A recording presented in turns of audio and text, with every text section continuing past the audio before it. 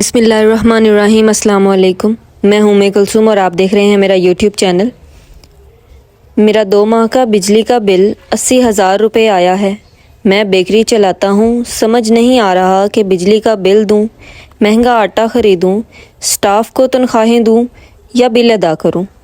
اگر یہی صورتحال رہی تو کاروبار بند کرنا پڑے گا۔ دوسری صورت یہ ہے کہ اپنے حق کے لیے احتجاج کروں، اور اب میں یہی کر رہا ہوں۔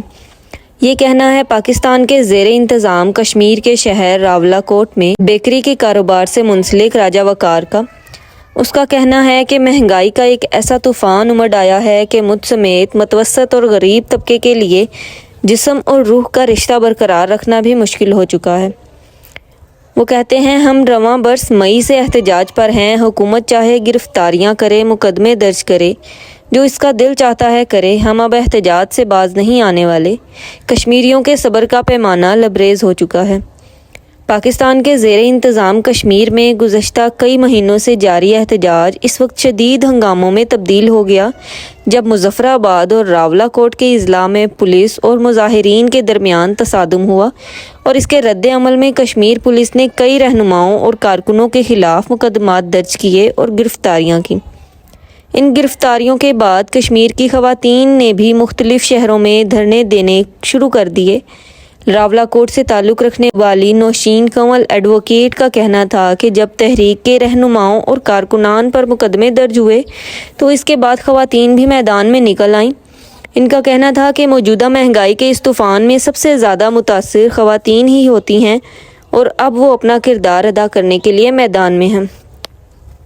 پاکستان کے زیر انتظام کشمیر میں احتجاج تو کئی ہفتوں سے جاری تھا، لیکن صورتحال اس وقت کشیدہ ہو گئی جب گزشتہ سنیچر کو احتجاجاً بجلی کے بلوں کے جہاز بنا کر دریائے نیلم میں پھینکنے پر عوامی ایکشن کمیٹی کے ارکان اور مظاہرین کے خلاف مقدمات درج کر کے نہ صرف انہیں گرفتار کیا گیا بلکہ دھرنے کے مقام پر لگے کیمپ کو بھی اکھاڑ دیا گیا۔ اس کی وجہ سے مظفر آباد سمیت کشمیر کے مختلف شہروں میں مظاہرین سڑکوں پر نکل آئے اور بازار بند کروا کر سڑکیں بلاک کر دیں۔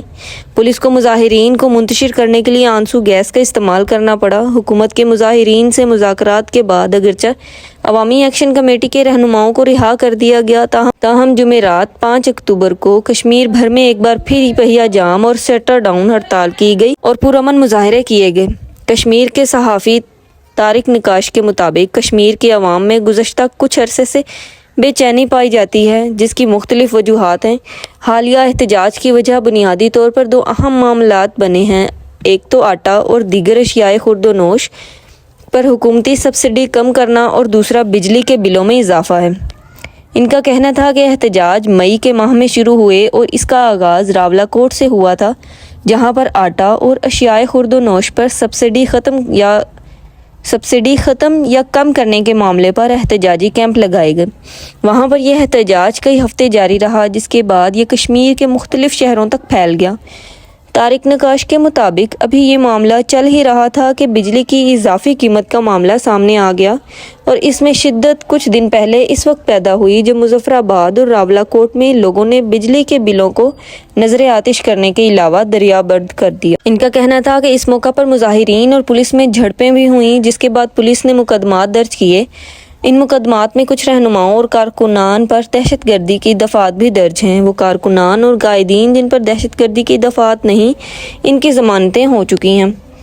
پاکستان کے زیر انتظام کشمیر میں دسمبر 2022 کے بلوں میں بجلی 9 روپے فی یونٹ تھی، جو اگست 2023 میں 32 روپے فی یونٹ تک بڑھا دی گئی۔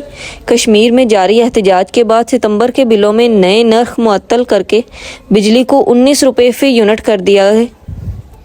مظاہرین کا مطالبہ ہے کہ چونکہ کشمیر میں پیدا ہونے والی بجلی وابڈہ انتہائی سستے داموں یعنی 1.30 روپے فی یونٹ میں خریدتی ہے، اس لیے کشمیر والوں کو یہ اسی قیمت یا کم از کم رعایتی قیمت پر دی جائے۔ حوالے سے جب وزارت امور کشمیر کے پبلک ریلیشنز آفیسر مجیب قادر سے رابطہ کیا گیا تو ان کا کہنا تھا کہ بجلی اور بجٹ کے معاملات وابڈہ کے محکمہ اور وزارت خزانہ دیکھتی ہے۔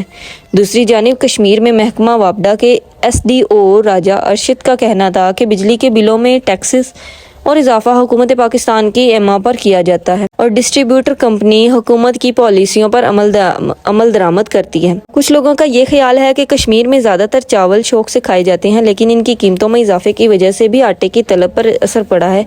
इस पर मोहम्मद रकीब का कहना था, चूँकि तलब बढ़ गई है और हुकूमत को सप्लाई पर नजरसानी करनी है जो सहमाही पर किया जाए। अब नजरसानी में तलब को कंट्रोल करने के लिए अमूमन लागत बढ़ा दी जाती है, लेकिन हुकूमत ने ऐसा ना करने का फैसला किया है। लेकिन रस्त बढ़ाने के लिए भी हुकूमत के पास माशी वसाइल नहीं, ताहम इन्होंने तस्लीम किया कि इंतज़ामी मसाइल पर जगह होते हैं।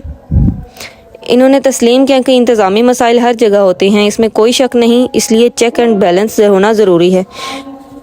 मज़ीद जानने के लिए चैनल को सब्सक्राइब करें, वीडियो को लाइक करें। तब तक के लिए अल्लाह हाफिज़।